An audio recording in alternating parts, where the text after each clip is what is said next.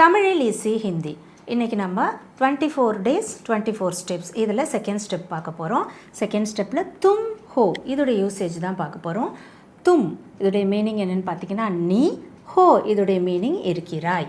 இப்போ நீ எப்படி இருக்கிற அப்படின்னு கேட்குறது ப்ரெசண்ட்டில் நிகழ்காலத்தில் குறிக்கிற ஒரு சென்டென்ஸு. நீ எப்படி இருக்க இதை நம்ம ஹிந்தியில் எப்படி கேட்குறது? தும் கேஸே ஹோ அப்படின்னு கேட்போம்.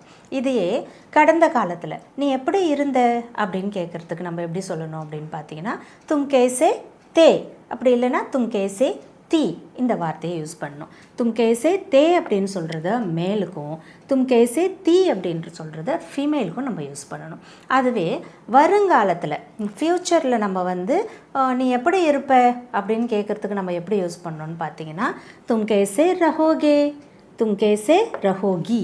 தும் கேஸே ரஹோகே மேலுக்கும், தும் கேஸே ரஹோகி அப்படின்னு சொல்கிறத ஃபீமேலுக்கும் நம்ம யூஸ் பண்ணணும். இப்போ இன்னும் கொஞ்சம் சென்டென்ஸ் பார்த்தா உங்களுக்கு ஈஸியாக புரிஞ்சிடும். தும் பஹுத் சுந்தர் ஹோ, நீ மிகவும் அழகாக இருக்கிறாய். தும் பஹுத் அச்சே ஹோ, நீ மிகவும் நல்லவனாக இருக்கிறாய். தும் கஹா ஹோ, நீ எங்கே இருக்கிறாய். இது 3 சென்டென்ஸும் பார்த்தீங்கன்னா ப்ரெசண்ட் நிகழ்காலத்தில் குறிக்கிற வார்த்தைகள், சென்டென்ஸ் வாக்கியங்கள். தும் பஹுத் சுந்தர் தே, நீ மிகவும் அழகாக இருந்தாய். தும் பஹுத் சுந்தர் தி, நீ மிகவும் அழகாக இருந்தாய்.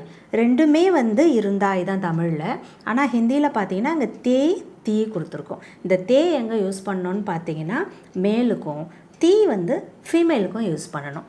நெக்ஸ்ட்டு பாருங்கள். தும் பஹுத் குஷ் ஹோகி, தும் பஹுத் குஷ் ஹோகே, நீ மிகவும் சந்தோஷமாக இருப்பாய்.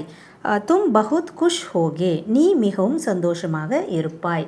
தமிழில் ரெண்டுத்துக்கும் இருப்பாய் தான். ஆனால் ஹிந்தியில் ஃபிமேலுக்கு ஹோகியும் மேலுக்கு ஹோகேவும் நம்ம யூஸ் பண்ணணும்.